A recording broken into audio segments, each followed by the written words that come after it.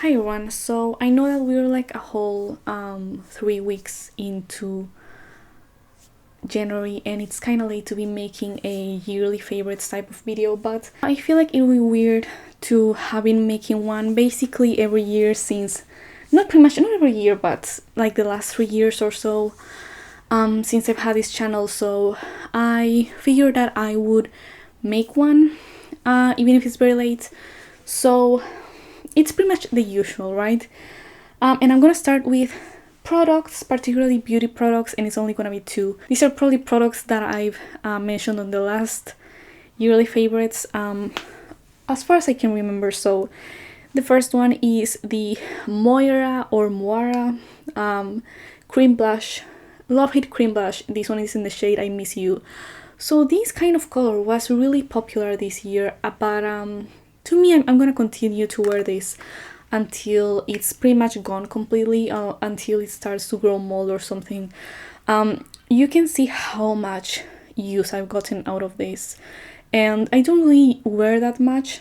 I do layer it on a bit when I'm gonna film because the lights kind of wash me out. If you wanna make sure that your blush shows up on camera when you use lights, you kind of have to like add a bit more. That's part of the reason why I've used it so much, but it's not really that because I don't even film that often. I'm just very diligent with it. I've been wearing these just pretty much every time I do my makeup, and I kind of feel more pressure to use it up, partly because it's a cream product and it has a shorter shelf life. And also because I just like the shade more. I actually do enjoy wearing this. And the other favorite is this Physicians Formula Ultra Fine Liquid Eyeliner in the shade Deep Brown. So I've been really into brown liners, and I think this is probably the best you can get, especially for the price. But honestly, I've tried other ones. I've tried the KVD, I've tried the Stila liner of the same type. I've tried, I think, the Kiss Me de Isehan Japan one, which I love the mascara from that brand, the regular heroin make, but this I think, and I really like that mascara, but the liner I felt possibly it was maybe the storing conditions that it came a bit dry, but it just was really dry, and so was the Stila one when I bought it. For me, this is more accessible aside from being cheaper than other options. It's not much cheaper than KVD, for example, because Physicians Formula is kind of on the expensive side in terms of drugstore, but if you can get it easily at the drugstore and maybe you find it on discount, which sometimes it is, Physicians Formula specifically, I would definitely recommend this. In terms of brown eyeliners, liquid, and this is a brush tip as well, and those are my favorite types. Something that I've heard as well is that if the brush tip starts fraying, you can dip it in hot water and it basically like factory resets the brush to the shape it used to be. So I'm gonna try this if this ends up doing that, but it hasn't yet. So I have a few outfits that have been my favorite ones for this year. One, and the outfit and the dress themselves really in this case have been favorites. One is a Lolita dress. It's the Angelic Pretty Romantic Tiered JSK. I found it on Closet Child and I was like, this is quite the price to pay, but I've been really loving the dress. It's gorgeous. It was pretty much flawless when it arrived, and I bought it at a pretty big discount because it's secondhand and everything.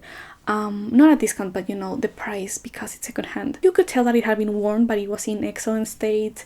Closet Child tends to kind of overstate the flaws that the dresses have, so it's a really gorgeous black and white dress, kind of old school looking, but it actually came out not very long ago. I think the dress came out in like 2016 or something like that, so it's not really old school, but it definitely has that look, especially not just the fact that it's black and white, but the construction and everything, and the cut. It's a little bit high-waisted. I personally prefer the cut that kind of hits you at the natural waist instead of like slightly high waist, but it's really flattering anyway, and it's very versatile. Of course, you can pair it with a white or black blouse, and black and white accessories, or just black or just white, and kind of like mix. I mean, I do think it's better if you kind of like do a mix of both, so that the outfit doesn't look like it's, you know, your core doesn't look like it's unintentionally everything black or everything white, when it's supposed to be like a bit of both, right? Another dress that is one of my favorites, I didn't buy it this year, but it has been a favorite this year, is this vintage dress. I actually found it locally. I just happened to find it at a what are those called? It's not a thrift store. It was like a local store it was an event rather, that kind of pops up near downtown, that they can have vintage clothes, and it's been kind of sad actually this last year. It's gotten like full of Shein stuff, but I was very lucky to find this beautiful blue dress. I think it was the year before, maybe 2022, but it's a beautiful blue dress, and it's kind of like a Guinness-Sachs type dress. It's a beautiful construction. It's very flattering on me. You can adjust the waistline a bit to make it a little bit tighter, and it's just such a gorgeous dress. It hits me, it's a little long, but it hits me, I think, at a rather flattering spot, because you know how they say that if you're short you shouldn't wear long skirts or long dresses, but I think that if they hit you at a good point on the calves, then it's really flattering anyway, or it's not too bad. I do think the ideal is like slightly above the knee, but you know, I'm not just gonna wear one length of skirt just because it's the most flattering all the time. And another piece of clothing that has been my favorite this year is this Alice in the Pirates skirt. I actually got it from, I think it was Rakuten or maybe Mercari, but I got it through Bai, which is like a service that kind of like buys stuff from Japan that people are selling secondhand online, and basically just ships it to you. Katrina Frill JSK skirt. So it retails for around $124, and I got it for around $40, which to me, I was like, okay, like that's a little steep, but like the discount is actually pretty good. And it was in perfect state, of course. There was a kind of like bodice that was matching, and it was also, they were also selling that one, but I realized that it didn't really fit anyway. It was like too small on the bust or something, and I was like, you know what, I mean, I feel I've made that mistake before of like buying something and kind of like really trusting me that maybe it's gonna fit and really doesn't, but I'm not gonna keep making that mistake. But the skirt itself is not just really beautiful, it's actually polyester, but I swear it doesn't look like it's polyester. It looks like it's I don't know, it looks like it's a kind of specific like cotton weave or something. It kind of has like a twill kind of feel to it, and it has almost like some threads of glitter here and there, not like glitter glued on, but like threads that are like metallic or something. What I love about it is mainly the fact that it's a skirt, because you don't realize how inconvenient it is to put on a whole JSK until you try just putting on a skirt. Like you literally just put it on like that, you know, and it's completely different than the whole thing of like putting on the JSK, like zipping up the zipper, of course, like tying up the corset lacing on the back and the waist ties on the back and all that. Is like just putting on a skirt is like completely different, and it makes it easier to wear Lolita on the regular if that's something that you really want to do. And I do like casual Lolita a lot. I was actually wearing it once with this same sweater cardigan that I'm wearing now, which is also by Alice in the Pirates, and it actually says here Alice in the Pirates. I actually bought it from, I think it was Mercari as well, and it was not in a very good state. It had a lot of holes everywhere, and it's wool, so I wasn't quite sure as to how to go about it, but I ended up darning the holes with regular thread, and then I took it to dry cleaning. I got it dry cleaned. The holes held up well and everything, so I feel like I probably did fine, and I haven't had any issues with it. So, and I love the fact that it kind of has like a slightly scalloped design. It's also kind of fitting. It kind of fits a little more tightly on the waist, which I do like as well. So something that I made myself is this headdress that I made specifically for that black and white JSK. As you can see, it's kind of inspired the Princess Drop headdress by Baby.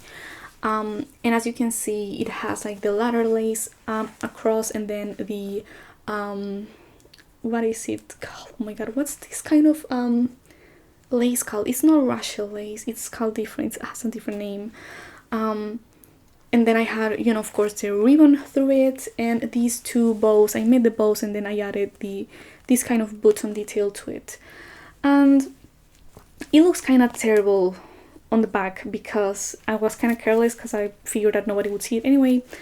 And it has these kind of wig clips here that I added so that it won't like slide around. I actually add them to pretty much all of my Lolita headdresses because I just fear that they're not as secure without it, and they do really slide around even if you tie the ribbon around your neck jawline. And speaking of handmade stuff, one of my favorite things that I made this last year in general has been the vest that I made.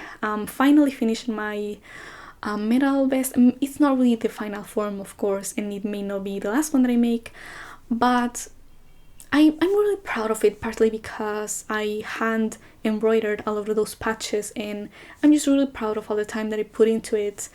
And I think most of them look really, really nice. A few exceptions. The Love is Colored in Death patch didn't end up going too well, but I'm planning to replace that, kind of remake that at some point. So in terms of music, there's been one album in particular that I really couldn't stop listening to over and over, and I know that I mentioned it last year. I mentioned it the year that it came out, 2022, but I didn't really start listening to it in depth and kind of like really paying attention to every song until last year. And I was like, wait, why didn't I like listen to this? Why didn't I give it a full chance before? And that is Rosalia's Motomami, and it's kind of like this I guess like alternative reggaeton thing with some influences of other musical genres from the Caribbean and Latin America, and general hip-hop references, what is that, influences. And just, I mean, every song is different, right? They don't blend into each other. They're all doing something different. They all have a different concept sonically and lyrically, and they're all fun. I started first, I only really liked Sakura, which is the last track, because that was like the more emotional acoustic one. And then after a while I was like, you know what, I'm gonna listen to the rest of the album, and I ended up loving the songs Diablo and La Combi Versace more than the rest. Those were, I think, particularly fun and more, I think, musically interesting. They sounded different, certainly from the kind of generic reggaeton, I guess, and different on their own.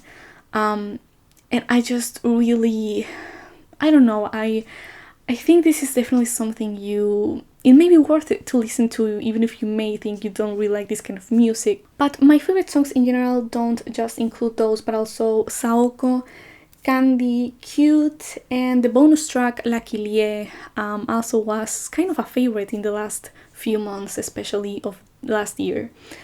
Another favorite album last year, again, this was not an album that I first listened to last year, but it suddenly became much more interesting to me, and that is Portishead Third. I didn't realize, I guess, how dramatic it was before. Threads, the song especially, is one that at first, the first few times that I listened to it, I was like, I don't really see about it, you know, I don't really get it. But I changed my mind about it, and it used to be that the last part of that song, which is kind of this really loud noise that gets repeated with no lyrics at that point anymore. So it's not really music per se, but it's like the outro for the album because it's the last track. And that used to be like really grating on me, but the more I listened to it, it kind of became pretty much my favorite part of the song. Not just the noise itself, but like the way that the song transitions into that noise is something that I always go back to the song just to listen to that part. It has just the album overall, but particularly that song has this kind of desperation, almost like hopeless and like angry, and it's different, I think, in that way to other Portishead songs and to their previous albums, which I may like more. Maybe as a whole, maybe I like them more, but actually that's not really what I mean. That's kind of the opposite of what I mean. I like individual songs on those previous albums more than I do Portishead Third, but I also like the album Third as a whole more than I'll do those previous albums. I don't tend to listen to those previous albums as albums from front to back. And Third, I keep calling it threads. And Third, I really do. I think it works the best as a full album. My favorite songs from that album are, of course, Threads, Plastic, We Carry On, Magic Doors, and Small. And all of them kind of have a little bit of that noisy thing going on. Another album that I've been really into is Nico, The End. I've been listening to Nico a lot in general, but The End is an album that I only recently really started to listen to it more consistently. I particularly like the first half of the album. It Has Not Taken Long, Secret Side, You Forgot to Answer, Innocent and Vain, and some of the last tracks. I certainly don't like the Das Lied der Deutschen song. In case you don't know, that's she's basically singing the German national anthem together with the first two stanzas. Is that what they're called? The first two stanzas that were initially removed. They were removed after the war because of their association with Nazi Germany, and they're not really sung anymore for that same reason, because of that association. But Nico was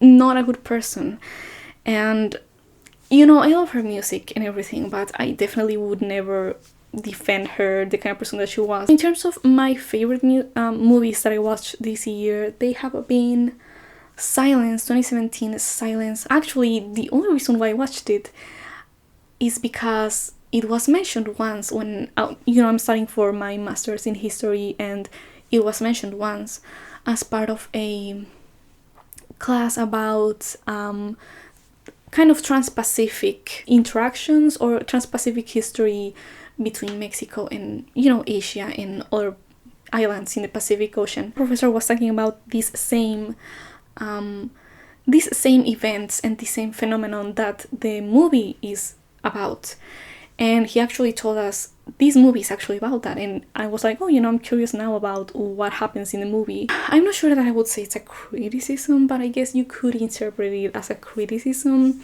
towards Christianity or Catholicism, at least. Of course, it's the Japanese who are the villains in the story, if you will, but the way that they are able to conduct their plan is precisely because of these ideas that are present about martyrdom and about something that is kind of taken from them. They're not able to die the way they wanted to, because they're only kind of prolonging other people's suffering by wanting to die themselves. I mean, I'm gonna kind of leave it there. I know I'm being super vague about everything, but I don't want the whole video to just be about this one thing and take up so much time, but yeah, it's a great movie. Another one that I was really into this year was Quest for Fire, an 80s movie about the Neanderthals basically interacting and reproducing with early humans. And I think it's crazy how much I've been referencing this movie, that one and Silence. I've been constantly referencing this movie when I think about basically a lot of things that easily relate to that. I think that I just find ways to like make it about that movie. Quest for Fire is it's a fun movie for one, but I think it's interesting to just think about how it was made, and this kind of recreation of something that happened so long ago. I don't know, I mean, it's so interesting, and the idea that the humans who play as Neanderthals are basically kind of portraying non-humans. And also something that I have to admit I didn't really know that well until I heard about this movie was that in fact it was humans who basically caused the Neanderthals to become extinct. And also, of course, you know, we Europeans, you know, white people, and as well as Asians, actually have some degree of Neanderthal blood genetics in us. And of course, other people who have some degree of white or Asian in them are to a degree also a bit Neanderthal. And the fact that they kind of had this system of like communicating with noises and with the general gestures, which to this day, if you think about it, to this day is the way that we still communicate as humans. I mean, with gestures, things like facial expressions, and with our tone, and with using kind of noises that are not words, right? Like saying or Third movie that I liked a lot this year was Pride and Prejudice. This may surprise you if you have been keeping up with my channel, because I reviewed the novel, the Pride and Prejudice novel, and I didn't like it at all. I think, though, that the main reasons why I didn't like that novel were precisely the things that were not present in the movie. Of course, one of my main issues was the narration and the writing style. I feel like it kind of, I guess it was trying to do some kind of social commentary of the time and all that, but frankly, I feel like if you watch the movie, you kind of get it anyway without the need for the narration. You get the point, you get the message. And the movie kind of eliminates that kind of unnecessary way that the narrator, if you have read it, kind of like really puts it in your face, and it's almost like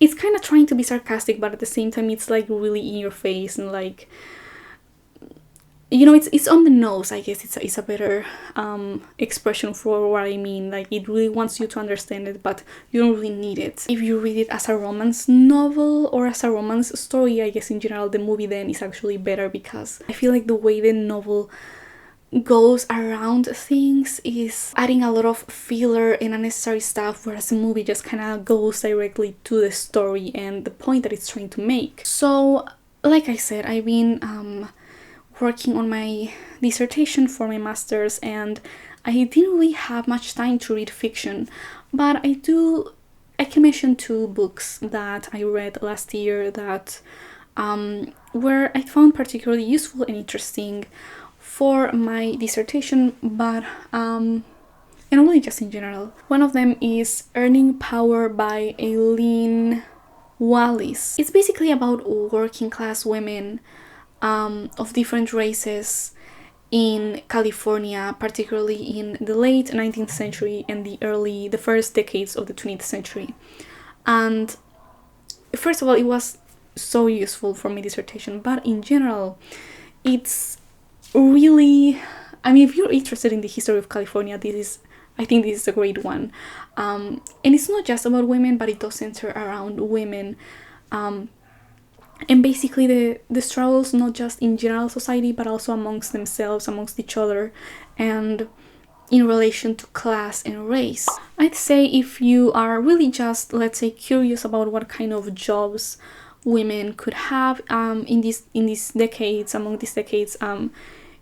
you could also give it a chance. And it also talks a bit about migration, both from the interior of the country, from other parts of the country, and also from the outside, particularly by Mexicans and Asians, and those were there's somewhat of a focus, I'd say, on those main groups, and a little bit on European migrants as well, immigrants. And there were pretty strong differences between all of these groups of people, in terms of what kind of jobs they would have, what kind of conditions they would work in, and of course the fact that they are women would also make things a bit more complicated. Another one is Regimes of Historicity by Francois Artaud, and this is basically about how history is conceptualized by society, or rather societies, in different moments in time, and also,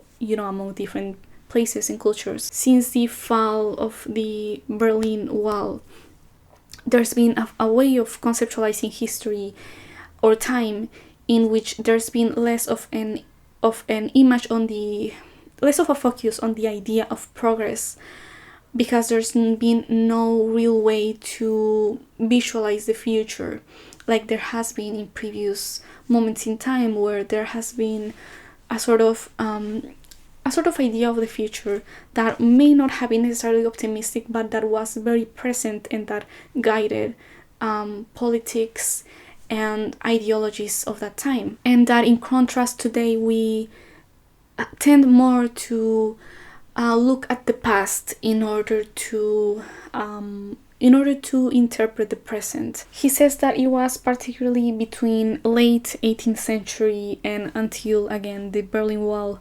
or early 90s, I guess, late 80s, that there was this idea of looking at the future, or having these specific ideas of the future, whereas today we almost have no way to conceptualize it. Like, we don't know what it is that we can expect. And a lot of the times there is kind of a search for identity today in the past, and also more importance that is given to memory and our past, particularly the form of collective memory, which is sometimes tied to the nation state, and its forms of representing the past in ways that may benefit them or us to some degree in the present. And this importance given to memory and collective memory are oftentimes strongly tied to recent, or I guess recent by historian standards, examples of things like genocide, right? Like, or for example, the Rwandan genocide, or South African apartheid, or even things like the Holocaust. Anything that, there's people still alive today that could give their memories, that could talk about their experiences and how they lived through those times, whose memories can be registered, whose memories can be used to study that time.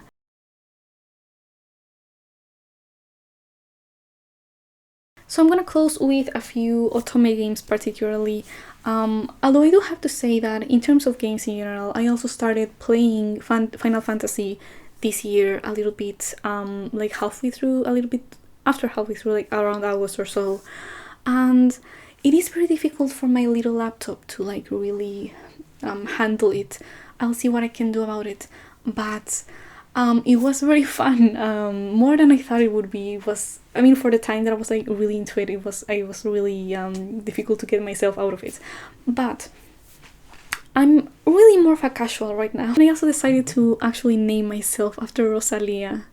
So my name in game is actually Rosalia Marshall. I'm a human, so I decided to use the kind of naming convention for humans in the game. And yeah, so that's been very fun. But in terms of Otome games, which I've also been keeping up with, Ikemen Sengoku, I read Kanetsu's story, and I definitely liked it way more than Keiji's story last year, well, the year before. But I'm still kind of like, I still feel like I'm not gonna be satisfied until I get Kicho's story, which at this point I get the feeling that it's probably not gonna come out until like 2025 or something. So guess what announcement came up on the Ikesen app just as I was editing this very same video that you're watching? Kicho's story is coming out soon. I'm not sure how soon, it's probably gonna take like a month or something, but I'm so excited. So in the meantime, I've been rereading some of the other Ikesen main stories and read some of the sequels. I read yes, his sequel. I think I didn't really finish reading his main story. I kind of found it boring and I stopped reading it, but the sequel was pretty fun actually. I ended up it almost felt a little short even. And I also really liked that I feel like in Yes, the sequel, there was more contact with Kicho. So if you really like Kicho and you just don't know what else to read about him from him, I would recommend that you read Yes's sequel. So from Voltage, there have been some ups and downs as usual. I'm still the same person who has mixed feelings about Voltage, but there are always some diamonds in the rough among them, which is why I keep coming back. And my favorites have been the title Star-Crossed Myth in general has been a favorite this year, although it came out quite a long time ago. I never really paid attention to it until this year. But Karno and Kriov particularly well were my favorite characters. I also really liked Enchanted in the Moonlight, Chikage's stories in particular, him in general. I mean, I've read, I'm pretty sure, all of the main stories there, and I liked all of them, but Chikage is still my favorite. Chikage is kind of like the usual, not the usual, he's a little bit similar to Kicho from Ikesen, I feel, in the sense that he's kind of like a little bit more aloof, but I really like those characters, you know, like a little bit. He's a villain, but like he's not. I mean, he's not a villain in Enchanted in the Moonlight. He's not. Kicho is a villain, of course, but I feel like Chikage and Kicho are both like initially cold-hearted, although not rude, not mean, just kind of like a little bit, you know, at a distance. And they kind of have that. They kind of warm up to you. I would say Kiryu is like a third favorite, close, but I didn't really love his story that much. It was riddled with his cliches. Not that cliches are inherently bad in romance, but the ones that they used in the story were like the ones that I just hate the most. Actually, another thing that I forgot to mention, it doesn't really fit in the previous categories, but I watched Death Note only last year, like early last year, January or so, and I really ended up liking it. I do feel like after the thing that happens, you know, after the character who dies, I'm pretty sure you know who I'm talking about, but you know, after he dies, this series does kind of take a little bit of a downturn, you know, it's not quite the same. But I enjoyed it anyway. I have not read the manga, I definitely should, but I haven't gotten to it yet. I've also been watching this show called Tokyo Vice, which the first season came out last year, and I watched the whole thing and I was like, you know what, this is pretty interesting. It's pretty dramatic, but it's basically about the Yakuza, and it's a live action show about the Yakuza, and it's taking place there in Japan, and of course, and it's more or less narrated by an American who goes there to kind of investigate the Yakuza themselves, but it also, some of the characters themselves are Yakuza, and they're kind of, you know, interesting characters. Some of them are kind of like beginners, I guess you could say. They're just entering that world, and some others are like a bit more experienced. And the next season is actually gonna come out in February, if I'm not mistaken, so I'm definitely excited for that. I'm gonna watch it. Yeah, that's pretty much it.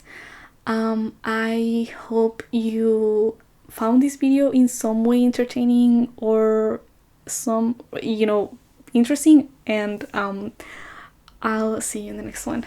Bye.